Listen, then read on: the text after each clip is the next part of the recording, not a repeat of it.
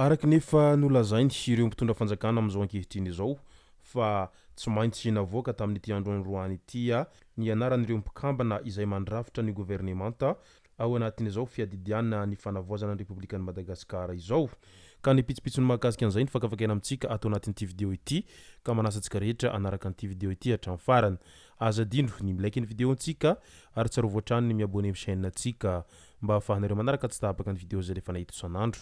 Tsy ampendrela mo isika fa avy hatrany tonga de vavany ndao ary.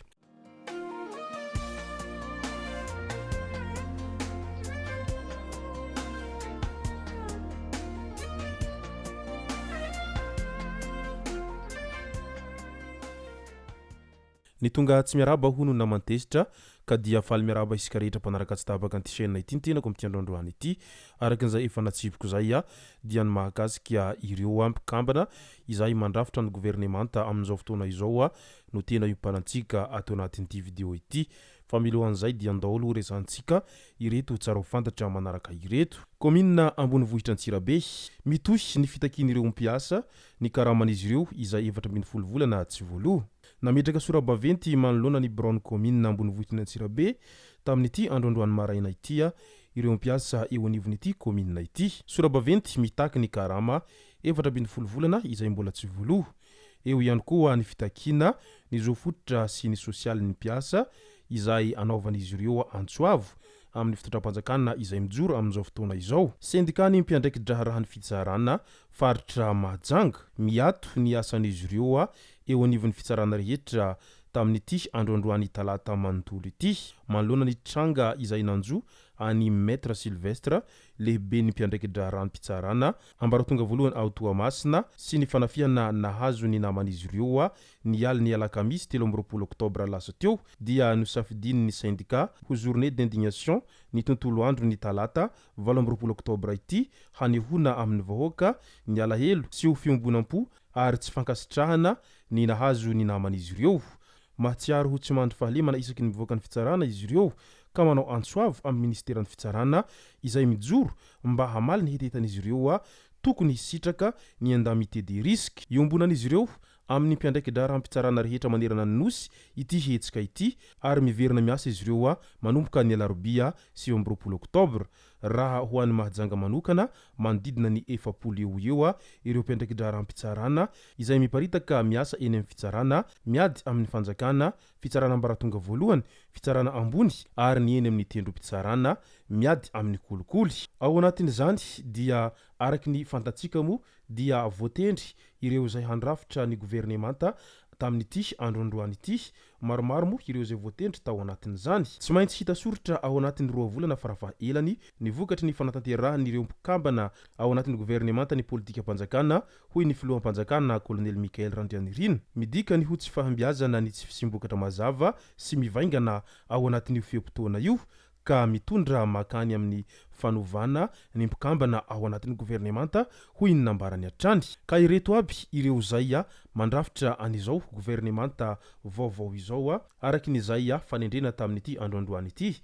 Mpikambana izay mandrafitra ao anatin'izao gouvernemanta izao misa 10 ny vehivavy ary ny lehilahy kosa misa 20 izy ireo zany izay mandrafitra an'izao gouvernemanta izao. Ireo mpikambana mandrafitra ny gouvernemanta ao anatin'ny fanavaozana ny Republikan'i Madagasikara araky ny didim-panjakana laharana 2024 tsipika 14 ny 18 oktobra 2024 dia toy izao manaraka izao. Razafy Manantsoa lobo hanitry ny aina izay voatendry ho minisy-panjakana eo anivon'ny fiadidinan'ny Republika misahana ny fanavaozana. Général de division Razafy Tombo Maminirina Eli ministry ny folo alindahy. Razana Masoa Christine Harjon izay voatendry ho ministry ny raharaham-bahiny. Faniriso Hernevo izay voatendry ho mpitahiry ny kasempanjakana izany hoe ministry ny fitsarana izany ity farany tamin'ity androandroany ity. Rakotonandrasana Hanitra Velonjara Tiaray izay voatendry ho ministry ny atitany sy ny fitijaram-pahefana. Dr Ramarson Herinjatovo Aime izay voatendry ho ministry ny toe-karena sy ny fitantanam-bola. Inspecteur de police Hendrik Michael Idrisha izay voatendry ho ministry ny filaminam-bahoaka. Général de division Lilson René de Roland Urbain izay voatendry ho ministry ny fanajariana ny tany sy ny tany ary ny raharahantany. Dr Managna Monira izay voatendry ho ministry ny fahasalamam-bahoaka. Professeur Ravony Manantsoa Ndohialy Mandavi izay voatendry ho ministry ny fampianarana ambony sy ny fikarohana ara-tsiansy. Hanitry ny enina Elise Karena izay voatendry ho ministry ny fanabeazam-pirenena. Tsilefa Antonio izay voatendry ho ministry ny fampianarana ara-teknika sy ny fampiofanana arak'asa. Rasatarimanana José Nirina izay voatendry ho ministry ny fambolena sy ny fiompiana. Rasorahona Andriniaina izay voatendry ho ministry ny fampiroboroboana ny industria sy ny fampivelarana ny sehatra tsy miankina. Andriamantson Hengo Michela Angel izay voatendry ho ministry ny varotra sy ny fanjifana. Florence Soatina Betty Leon izay voatendry ho ministry ny asa, ny fampananan'asa sy ny asa-panjakana. Raharson Juste izay voatendry ho ministry ny fitaterana sy ny famantarana ny toetry ny andro. Raltera Niando Juris izay voatendry ho ministry ny angovo sy ny akoranafo. Andriamparany Karl izay voatendry ho ministry ny harenan-kibony tany sy ny loharan-karena stratégique. Razafindrianarivo Henri Jacob izay voatendry ho ministry ny asa vaventy. Shankitwai Jaco izay voatendry ho ministry ny jono sy ny toe-karena manga. Manesy manana Rafanomezantsoa Mikael izay voatendry ho ministry tontolo iainana sy ny fampandrosoana lovain-jafy. Vololon'ny aina Lucie izay voatendry ho ministry ny fizahantany sy ny asan-tanana.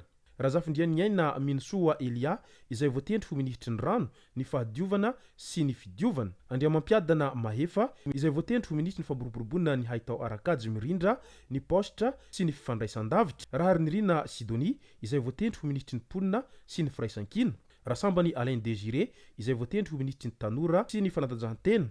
Gaskera Fensoa izay voatendry ho ministry ny serasera sy ny kolotsaina. Général de division Bama Marima izay voatendry ho ministry délégué miadidy ny gendarmerie am-pirenena tamin'ity androandroan'ity hatrany.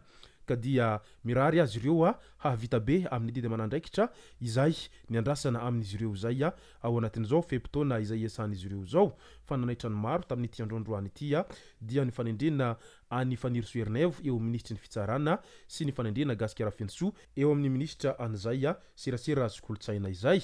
Mendrika azy ireo araka izany no voatendry amin'ny toerana io satria isan'ny tena ampitraikefy izy ireo ao anatin'izay nanendrena azy ireo zay.